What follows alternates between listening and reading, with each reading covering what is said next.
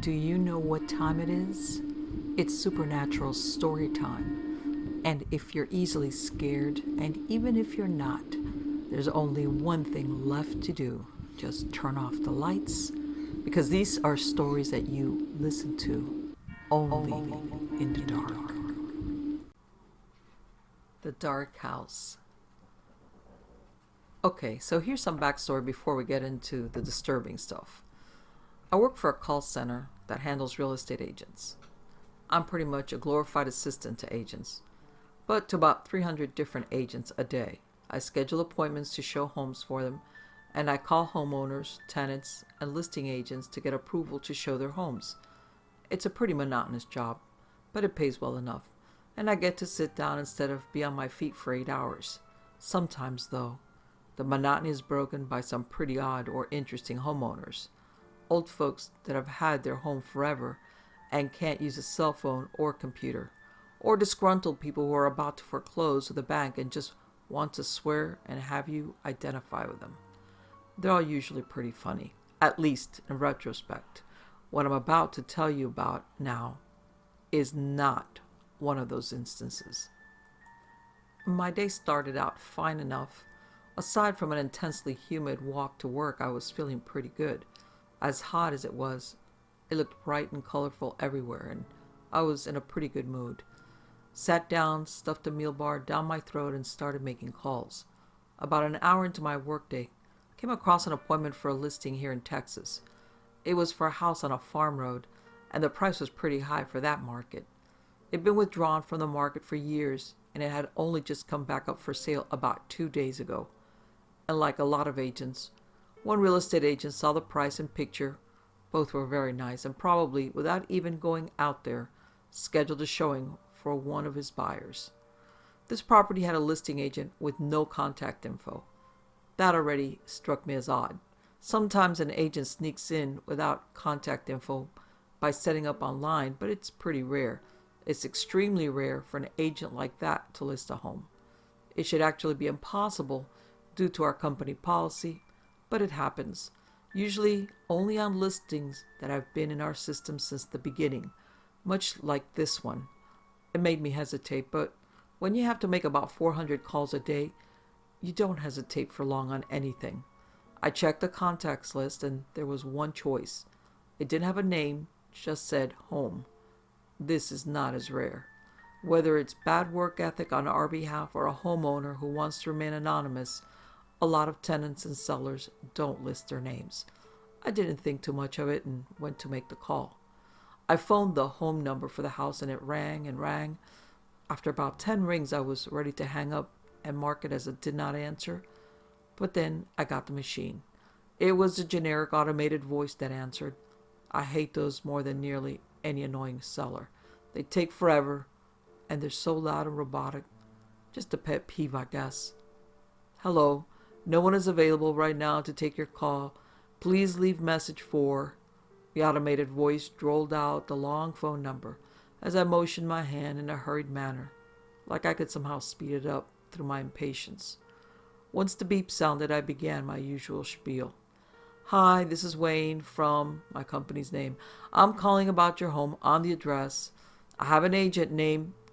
Gave the name of the showing agent, who would like to show your home to a buyer today at... I was cut off. The phone clicked, and I could instantly hear what I could only describe as an old-timey 30s music echoing through the home.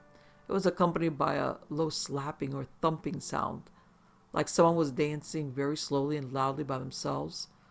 The sounds were soon accompanied by a heavy and anxious breathing right up against the phone on the other end. Hello, is this the homeowner for... And I gave him the address. I asked, already getting the creeps. There was a chuckle and snort through the heavy breathing. Then just more music, slapping and heaving. I could tell it was a man's voice. Sounded like a big man. Hello, sir? I asked again. Yeah? A raspy voice said. Then nothing else aside from that disgusting breath gurgling up and down. Yes, sir. I have an agent that would like to show your home between 12 and 1 today. Would that be possible? I asked, running through the words. They got buyers with them? the voice asked. Well, no shit, I thought, but didn't say. Yes, sir. How many? He almost interrupted me. I'm not sure, sir. At least one, I answered. Caught me a bit off guard. I'd never had a seller ask me that before. He grumbled for a minute, and I could swear I heard someone scream bloody murder from somewhere in the apparently large house. I wanted to pretend it was part of the song, but there had been no vocals up to that point, and the scream wasn't exactly melodic. The slapping stopped, and I started to suspect that it had never been slapping to begin with, but maybe chopping? I shuddered, and then he spoke. Well, all right, send him over. We'll entertain some new guests. He laughed heartily, and I could hear the phlegm in his throat. He hung up before I had a chance to say anything else. I felt slimy somehow, but he gave me approval, and I was glad to be done with the call. I approved the appointment and went to the next call. A few calls went by, and I had completely forgotten about the whole thing. I just absorbed myself in my mind-numbing work, powering through my day. It wasn't until about 3 hours later that I got a call from a homeowner. They had been called earlier for a showing, and the agent never showed up. I pulled up their information, and as soon as I saw the agent's name, I got a chill up my spine. It was the same agent that had shown the house with the music and the screaming. I pulled his profile up on my screen. I wasn't even paying attention to the complaints of the homeowner on the line. I saw that his appointment was the next on his schedule and had been past the showing time for an hour. He never showed after going to that house on the farm road. I rushed the angry homeowner off the phone with whatever bullshit customer service response my brain manufactured. I don't even remember what I said. I tried calling the agent, but he didn't answer. It went straight to voicemail. With real estate agents, that's pretty common, but this time it was unnerving. I called his office under the guise of getting approval for an open house on one of his listings. Usually a surefire way to skip through the lies of he's not in the office right now or he's currently with a client. But his assistant seemed sincere when she told me he hadn't returned to the office today and that he wasn't currently answering his cell phone. She even seemed a little worried, as though this wasn't normal for him. I tried to reassure myself that it was fine. It's quite regular for agents to just not answer their phones for days at a time.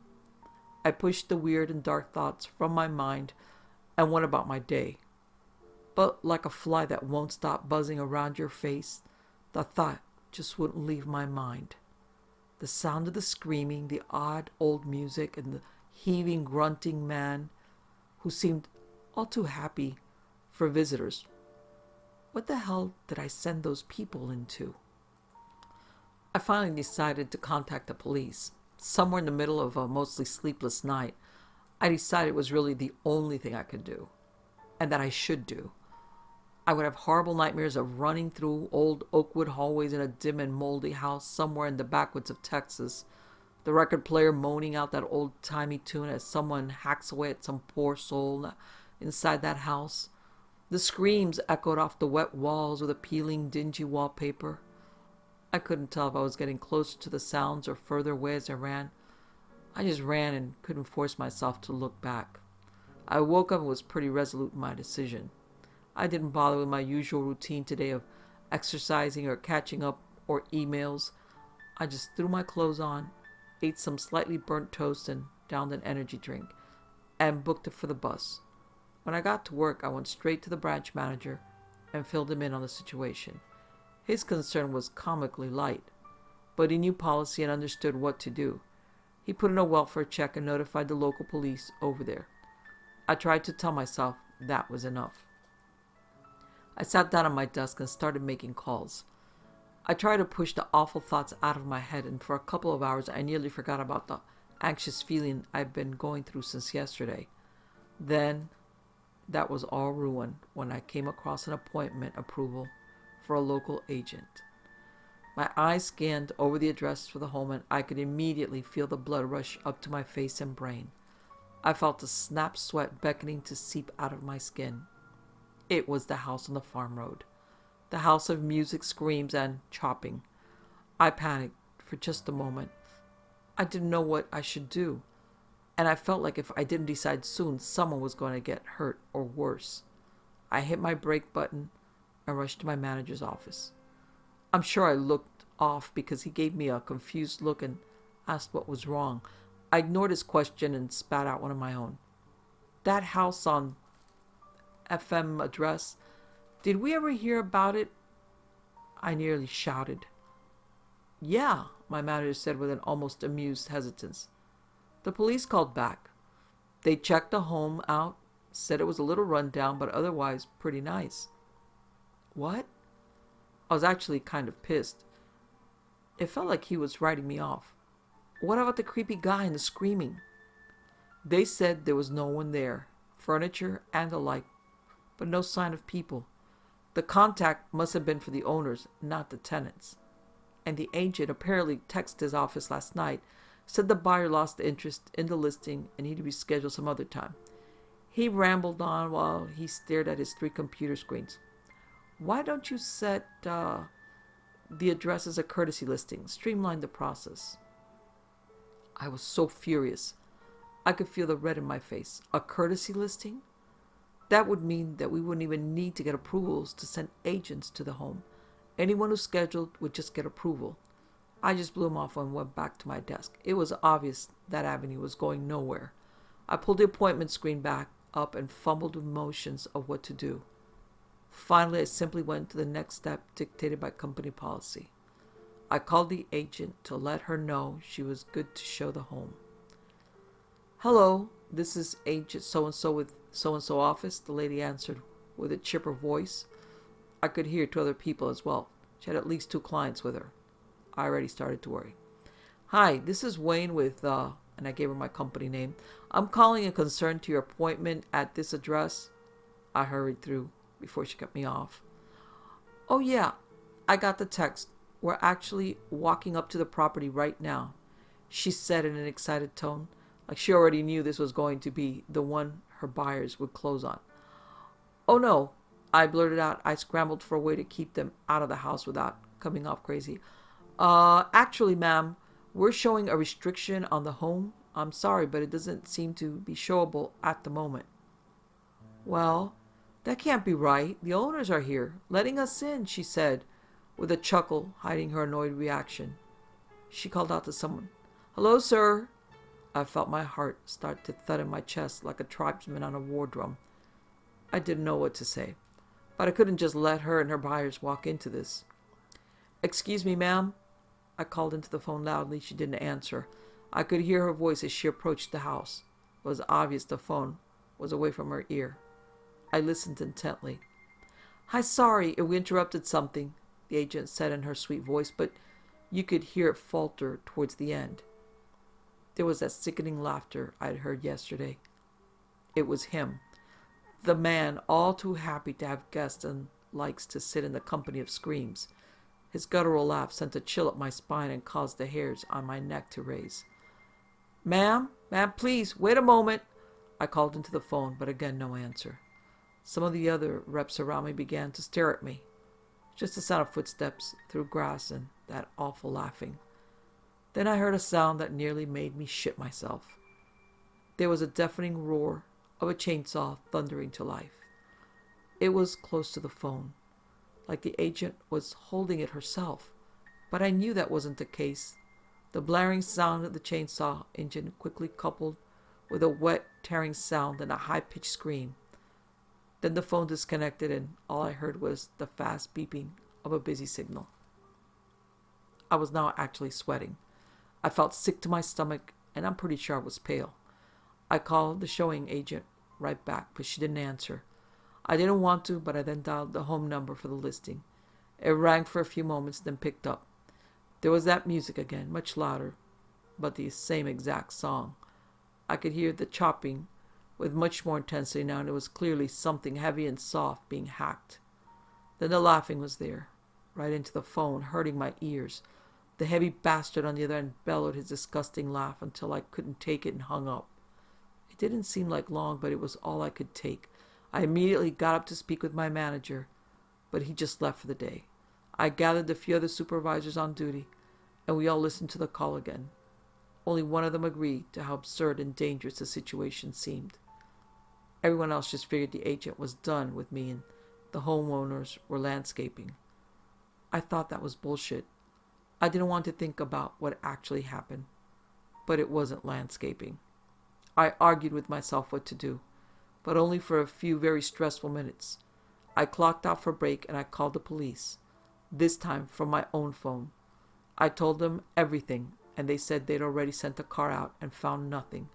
I very firmly explained to them that this was different and they needed to send a car out now. I felt like no one was taking this serious enough, not even the police. About 2 hours later, I got a call from the police station. I didn't even care that I was at my desk and on the clock. I took the call. The woman on the line sounded so disinterested. It made me a little angry.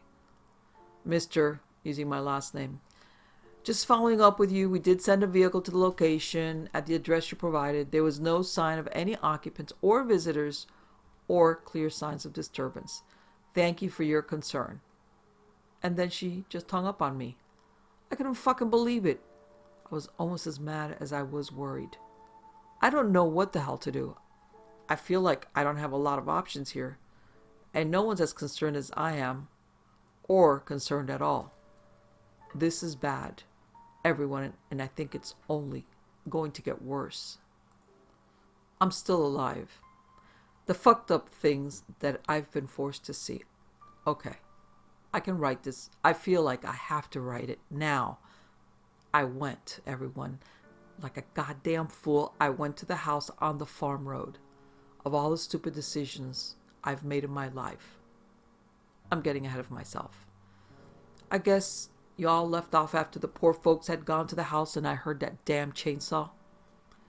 The awful wet ripping of flesh, the screams, like I had mentioned. I got nowhere with my employers or even the police. It looked like I was the only person who gave a shit that it was very likely people who were being killed. Gruesomely killed, and it wasn't going to stop. That being said, I sure as hell didn't have the nerve to do anything. At least, not on my own. I had the day off from work. Thank fucking Christ. I called my friend Mario and asked if he wanted to hang out. Mario's my best friend and always an intelligent mind to bounce thoughts off of. We got together for drinks and I unloaded my whole story on him.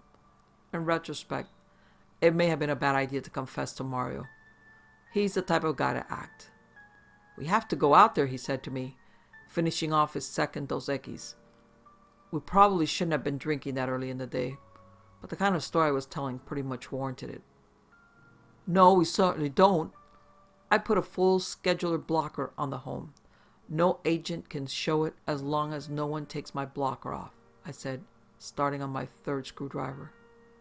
That's not going to last long, and you know it. Besides, these assholes need to pay. Look, you have a gun, so do I. Jaeger's in town. Let's all just go out there. You can bring your GoPro and get some evidence. If anyone pulls something, we'll mow him down. And he made a gun motion with his hand as he spoke. It may have been the alcohol, but it didn't seem like the worst idea. Jaeger was a friend of ours that had just gotten back from active duty. Another 20-something with nothing to lose and always in the mood for a life-threatening adventure. And Mario and I went to the range enough times to convince ourselves we were good shots. We can at least take a look around outside. See if they have the agent's car or something, I said after a long time thinking. Not long enough. I now know.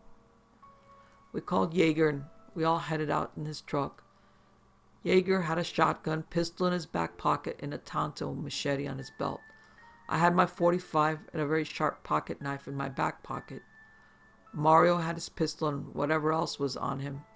We got to the road at about 1:30 after 2 hours of driving through the backwoods and hill country. It was at least a half hour away from the last town, which was little more than a gas station and an RV park.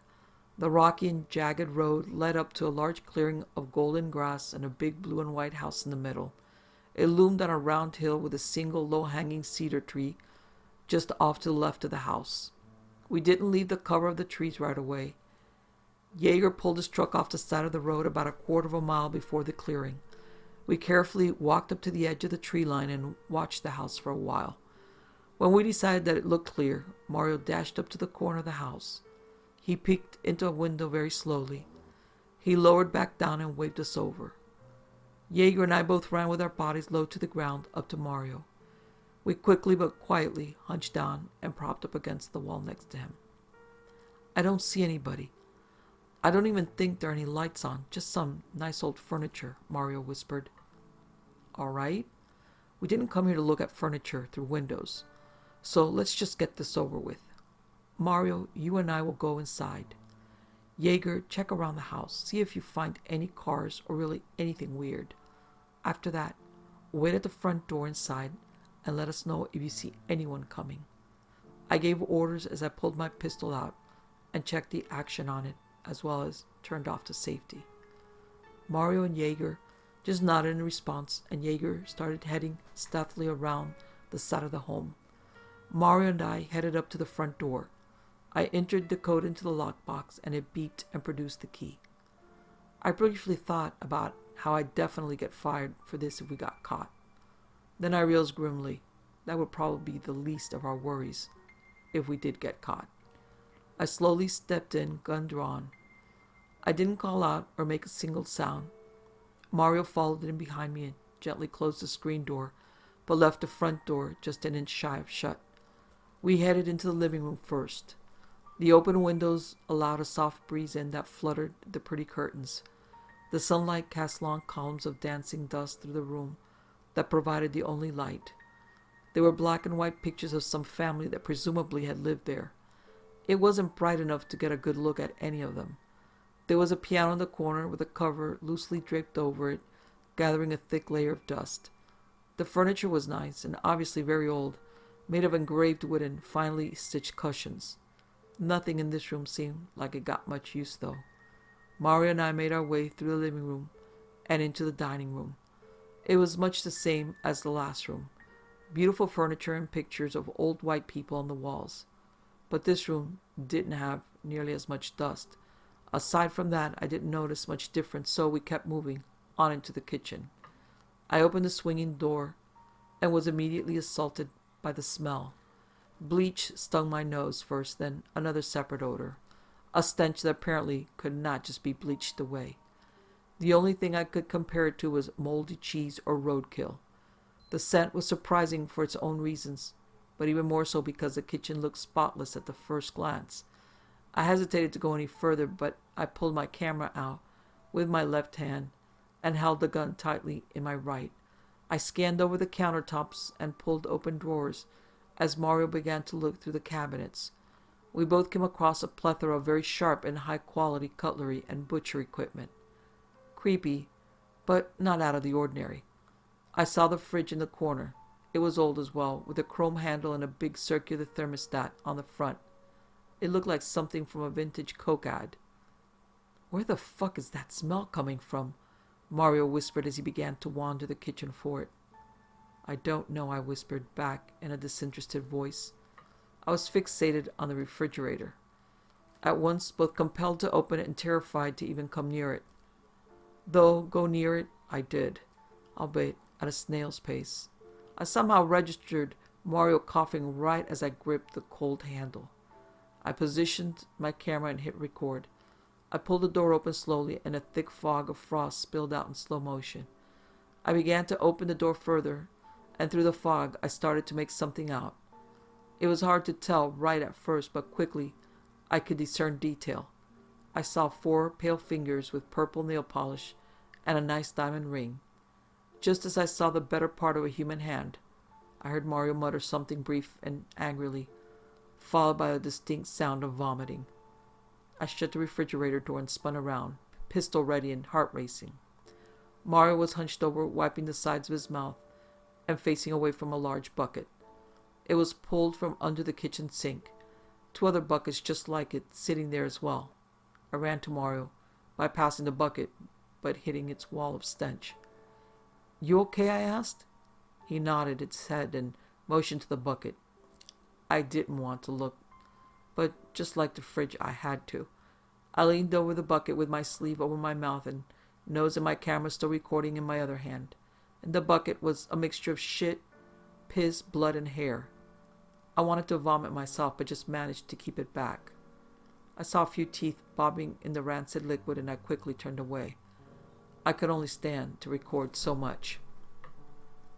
Mario gave me a look that said, "Let's get the fuck out of here," and I gave him a nod that said, "Sounds good to me."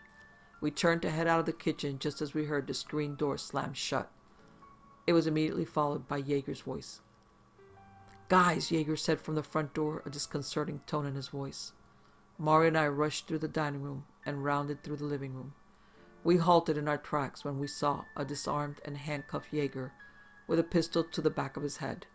Holding the gun was a sheriff's deputy with big aviator glasses, a fuzzy blonde mustache, and a shit-eating grin. "Now you boys put them guns to ground, or I show you what pretty boy's brains here looks like," the deputy said in a thick hillbilly accent as he shoved the barrel of the gun into Jaeger's scalp. You could see the anger in Jaeger's eyes, and that's when I noticed the cut on his lip. "Hey, that's not necessary, man. We'll put our guns down," I said as I slowly and clearly put my gun on the floor. I looked over. Mario still gripping his tightly. He looked at me, and he could tell I wasn't going to shoot a cop. I fucking wish I had now. He put his pistol down too, and the deputy had us kick them under the couch.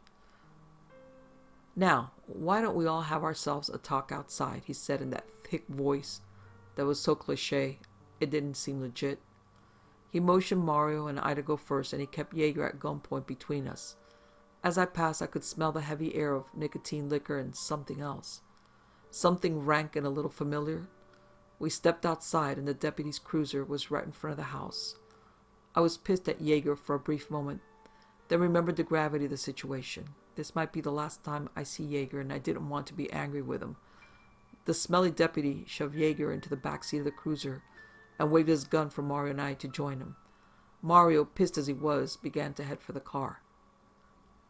"Wait, what are we being charged with? You can't just arrest us. You haven't even asked for our names." I started in. I've been arrested before, and this was all wrong. "Oh, we got ourselves a smartass here, you." The deputy pointed his gun at Mario. "Get in, the car."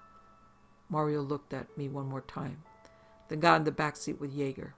The deputy pointed his gun at me now. "You, put your hands on the hood." "Fuck you," I said, and stonewalled the son of a bitch. He cocked the pistol. The barrel was pointed right at my forehead, and it was a big fucking gun. 6-shot revolver, and it looked like a .357 Magnum. Hearing the hammer on that beast get drawn made my knees want to give out. I didn't show it though, and I'm at least proud of that. "I said, put your fucking hands on the hood, asshole," the deputy said in a calm but frustrated voice. I stared at him for a second longer, then did as I was told. I ran through a million scenarios in my head of how to play this, and none of them could I dodge a bullet. As I propped against the hood, I could feel the heat from the engine coupled with the hot summer sun on my back. The smell of him laid all over me like a blanket as he leaned in to whisper in my ear. "I like the ones that have attitude," he said in an almost sensual voice. I remember thinking to yell, "What the fuck?" and at that point was fully prepared to elbow him in the face and take my chances trying to grab his gun. But before any of that thought had taken a chance to materialize, I felt my teeth clack together, and I tasted a cloud of chalk in my mouth. Then there was darkness. I woke up with a ringing pain in my head, and I could feel the cold blood streaming thinly from my head, just behind the ear, down my neck, and onto my chest. I could tell I was hanging from my wrist and standing. I opened my eyes, and at first only saw black. I could hear muffled breathing near me, and then a loud scream of pain from somewhere else. It was Jaeger's voice screaming. At least I thought so. I'd never heard him scream, not like that. My eyes adjusted to the dark, and I saw Mario without his shirt, being suspended just on the tips of his feet by a chain from the ceiling. He was covered in streaks of his own blood and had short cuts and gashes all over. There was a few other chains and hooks hanging from the ceiling, a stained and rusty sink in the corner, and a large metal table in the center of the room. Next to the table was a smaller, fold-out metal table with a slew of what looked like both surgical tools and butcher knives. There was blood splattered on a few. "Are you okay? How's your head?" Mario asked me through his erratic breathing, yet with a calm demeanor. "Fuck my head, are you all right?" I asked frantically. "That piece of shit is just toying with me. cutting just deep enough and in the right places. I don't think he wants us dead yet, Mario said, his brow covered in sweat and blood. We heard Jaeger scream again and both looked to the one door in the room. Where is he? How long have they been? I asked. I don't know. After you, he knocked me out too. I woke up and he started to... Mario didn't finish, but he wouldn't have time to, regardless. At that moment, the door opened, and at first we saw a young woman who was dirty and bruised, yet well-dressed. We quickly realized she was being led from behind by the hair, her head yanked back and her cries muffled. Behind her was the deputy, smiling that same fucking grin. As he began to bring her closer, I noticed her mouth was sewn shut with a thin leather strap, and there was a poorly bandaged stump where her right hand should have been. I was in an instant both disgusted and furious. The deputy shoved her down to her knees, and she collapsed without a fight. This poor girl looked younger than me, and she'd seen so much hell. This here is the one, the deputy announced to her, pointing his pistol at me. He's the boy who could have saved your sorry hide. Could have turned your skinny little ass back around, and you'd never come back across this place. And that's when the unholy realization hit me like a semi to the chest. This poor girl was the last agent that showed this home. This piece of shit had saved her and was now parading her in front of me. I felt so fucking guilty and wanted so badly to rewind time, reach through the phone and stop her. Somehow. But I couldn't. Now. And I could only watch this all in horror. The deputy pulled a long razor blade from the small table, the kind you see barbers use in old westerns. He yanked the girl's head back and she began to weep. Hey, motherfucker, stop! Why don't you fucking fight me, you pussy, you piece of shit? You have to hurt a woman? I started yelling anything I could think to stop him. I could vaguely hear my own screaming throat and pounding heart, but I could tell Mario was doing the same. The deputy just smiled that same shit-eating grin and sliced the poor girl's throat from one ear to the other. A thin red line formed, then opened to a gaping second mouth that streamed out a river of crimson. I jerked and pulled at my chains as I cursed the bastard, and his aviators in crazy smile. He licked the blade as he stared at me, and he didn't flinch as the razor cut his own tongue and his blood mixed with the girl's. I wanted to be a million fucking miles from him, but not before I kicked his head in. He started to walk towards me, the bloody razor in his hand, and my own reflection getting closer in his aviators. I jerked and yanked as hard as I could on my chains, gritting my teeth and screaming obscenities at him, begging him to fight me like a man. He stopped and started to laugh, somehow also in a hillbilly accent. He turned to his little table of atrocities, pulled it close to us, and started to pick out a new toy to fuck me up with. I didn't stop pulling at my chains. It was starting to really hurt, and I could tell I'd already scraped off a lot of skin. My hands were getting pretty bloody, and they'd hurt like a bitch, but I didn't care. I just wanted to kill him. Here's the one, little Mr. Attitude, the deputy said as he seemed to find just what he was looking for. He didn't get a chance to turn around and use it, though. I'd pulled one hand free, and the chain rattled quickly as I leaped for the deputy. I tackled him, and we slammed against the big metal table. We both went to the floor, and I quickly wrapped my chain around his neck as I straddled his back. I pulled the chain as tight as I could, and I could see his face turn colors while he scratched and clawed at me in vain. After a few quick choke moans, I heard his windpipe crush, and he stopped moving and went limp. I didn't let go for another 30 seconds. I released my grip finally and let his smelly corpse fall to the ground. He sadly didn't have a gun, but I grabbed the keys from his belt and unlocked myself and Mario. Mario nearly fell to his knees, but I managed to catch and prop him up. At that moment I realized we hadn't heard Jaeger scream for a while, and like a fucking cosmic joke, the door burst open. Standing there was a man who barely fit in the doorframe. He was at least 6'8" and dressed all in dark leather. He had a butcher's apron that was splattered with blood, along with a giant filleting knife. His face was completely covered in a black leather gimp mask. The only thing I could describe would be the creep from Pulp Fiction, but imagine it on a linebacker for the Cowboys covered in blood. Mario and I stared at him for a second as he stared back and quickly assessed the situation, panting heavily beneath his mask. Then he squealed in a gurgling voice and charged at me with his knife. I pushed Mario aside, and thank God my muscle memory kicked in, and the year of Goju-Ryu weren't for shit. Like with any large man I ever sparred with or actually fought, I always go low and for a big man's knees. All that weight channeled right into a very vulnerable part of the body. As he ran straight at me, I sidestepped low into him. I sent a very solid right jab right into the side of his knee, and I heard a loud pop. He stumbled just past me, and I could hear the fillet knife whiz through the air past my head. He crashed into the wall, and I didn't stop to see how he landed. I grabbed Mario and booked it out of the room. I could hear the large man yelling and getting to his feet. I closed the door behind me and saw it had locks on this side. I locked them all and jumped back as a loud thud hit the door and shook the whole wall. I spun around and was in a dim hallway of locked doors, all but one door at least. We ran down the hallway to the open door and saw Jaeger tied straddled to a chair with his back facing out. He had long thin strips of skin missing from his back. The big fucker had been filleting our friend. I felt my stomach turn, a feeling I was starting to get used to. I quickly untied him, and Mario and I helped him out of the room. We started towards the other end of the hallway of big locked doors as the thundering continued from the room we were in. We got to the end of the hall, and a short staircase led up and out into the dining room from out of the floor. The table had been moved aside, and there was a secret door that led to their fucked up butcher dungeon. We started to rush out of the house when I stopped. "Wait, Mario, can you walk?" I asked. "Yeah, what are you thinking?" Mario said as I pulled away from him and Jaeger. "Take Jaeger to the truck and give me your lighter," I said as he reached in his pocket and handed me his little gas station lighter. Mario has always been the type of friend to trust me and just go along with the plan. He turned and helped Jaeger out the front door. I ran to the kitchen as I grabbed the tablecloth from the big dining table. I yanked the stove out a foot or two and kicked the gas pipe loose in the back, then tore through the cabinets until I came across a bottle of cooking brandy.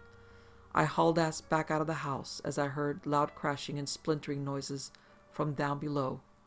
I got outside and headed for the dead deputy's car.